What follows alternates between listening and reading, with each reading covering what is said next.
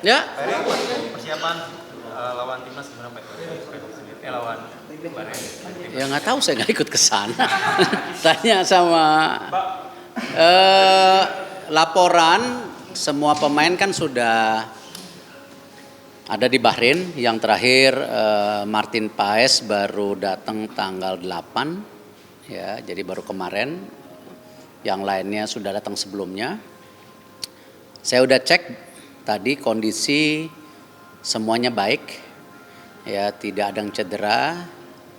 Khususnya Martin Paes tentu 1 hari ke depan tentu diperkuat saja karena memang ada cedera ringan, tapi kita siapkan untuk bisa main gitu. Ya. Pak, orang ini kan jadi makin nunggu-nunggu nih tiap bulan di matchweek internasional Indonesia mau main, selalu ada pemain baru. Ya bagus kan, kayak tayang film kan orang pada nungguin gitu ya nggak? Ya jadi menurut Bapak gimana nih? Maksudnya memang direncanakan setiap international week bakalan ada. Oh enggak, kan itu semua tergantung daripada pembicaraan saya, pelatih, dan sesuai dengan kebutuhannya. Dan tentu seperti di U17 dan U20 kita lihat pemain-pemain yang ada di liga direkrut. Untuk tim senior pun dari komposisi 27 kalau tidak salah mayoritas juga masih dari Liga Indonesia. Dan ada pergantian dari Liga Indonesia juga, ada beberapa pemain yang sebelumnya dipanggil, sekarang tidak dipanggil. Ada pemain yang belum pernah dipanggil, sekarang dipanggil. Ya itu saya rasa bagian pemilihan keputusan dari pelatih, ya. Dan saya selalu mengingatkan pada saat ini kita diuntungkan punya pelatih baik dan pemain baik sehingga timnya baik.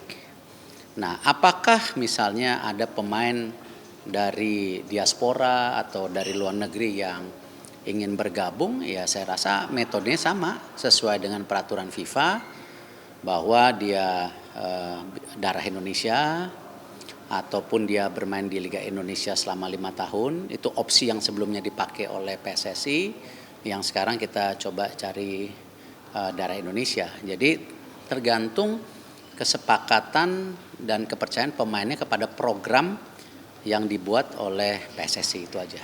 Pak, Kevin Dix konfirmasi katanya akan ke Jakarta dalam waktu dekat ini, Pak.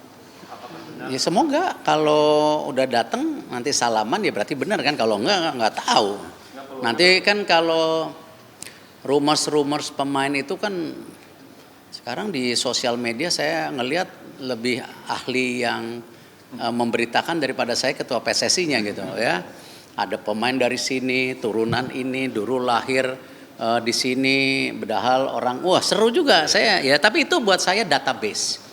Karena kenapa? Ya kita harus mempunyai database yang besar ya untuk bisa memperkuat tim kita lebih baik lagi. Sama kenapa berapa hari ini kita membuat rapat back to back mengenai musim kompetisi, karena kalau teman-teman media ingat kan untuk tim nasional dan Liga 1 sudah baik, Liga 2 masuk, Liga 3 baru mau masuk. Nah, bagaimana dengan Suratin? Bagaimana dengan Elite Pro Academy? Nah, belum yang jadwal putri. Nah, ini kita lagi susun rapih.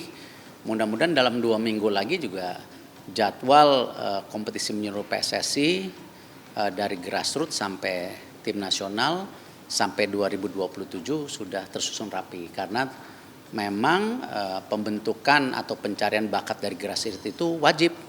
Makanya hari ini saya menyempatkan datang ke acara Gotia, walaupun saya sebenarnya agak-agak waktunya mepet, tapi saya hadir karena ya kejuaraan ini juga membangun ya tadi grassroots dari bawah yang U12. Jadi ya kembali saya punya komitmen yang sama, saya mendukung juga kompetisi untuk anak-anak masa depan Indonesia gitu. Pak, ada kabar soal lapangan Qingdao, Pak. Kan sempat Lapangan di Qingdao, Pak. Kan kemarin PSSI sempat inspeksi kan, Pak. Ya satu jauh. Kondisi. Kondisinya katanya ya oke. Katanya oke, dan ini sebuah kebiasaan baru di PSSI, kita membuat tim advance untuk mengecek Jadi nggak seperti dulu main datang-datang aja nggak tahu di mana gitu.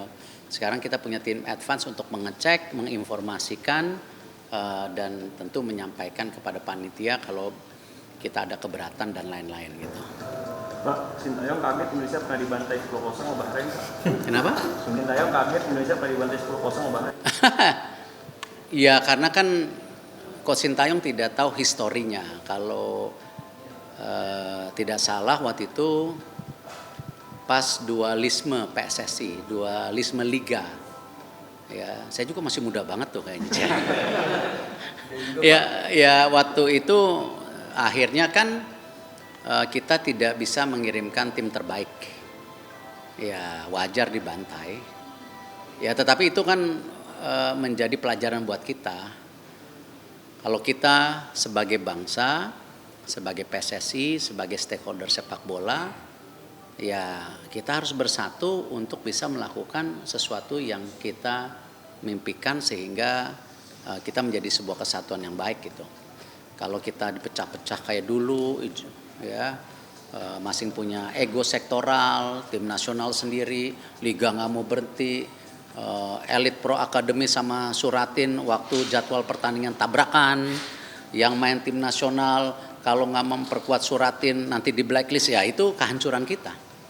Justru itulah komitmen kita harus bisa mengatur semuanya lebih baik supaya tim nasional baik, jangan sampai dibantai 10-0 seperti dulu. Akhirnya itu sejarah tercatat, apalagi kualifikasi Piala Dunia juga waktu itu, ya kan malu sih kalau sebagai bangsa ya dibantai seperti itu, dan kita berdosa tidak bisa mempersiapkan tim yang sebaik-baiknya karena ego pemimpin, ego kekuasaan, tapi tidak mencari solusi untuk tadi marwah bangsa, martabat bangsa, sehingga kita bisa lebih baik gitu. Berarti dendam ya Pak? Dendam Coach Sintayong sekarang Coach. Mudah-mudahan Coach Sintayong dendam, mudah-mudahan pemain kita juga dendam. Tapi ya hati-hati karena ini kan Bahrain tuan rumah.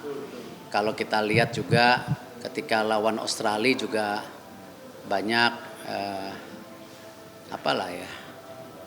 kartu-kartu yang harus diwaspadain gitu ya, karena sepak bola kan seperti itu. Dan kita sering dirugikan kemarin-kemarin yang waktu ya mohon maaf ya dianggap tim anak bawang, jadi mungkin banyak negara, banyak wasit juga melihat kita ini belum main sepak bola proper gitu. Kalau sekarang ya kalau kita dizolimin seperti itu, dirugikan seperti itu, mereka harus berpikir lah karena memang standar sepak bola Indonesia sudah bagus gitu. Cukup ya? Kenapa? Soal FIFA datang. Oh, masalah FIFA ini pending karena kalendernya belum ketemu. Dah, saya cuma bisa ngomong begitu. Alasannya kalian lebih tahu lah.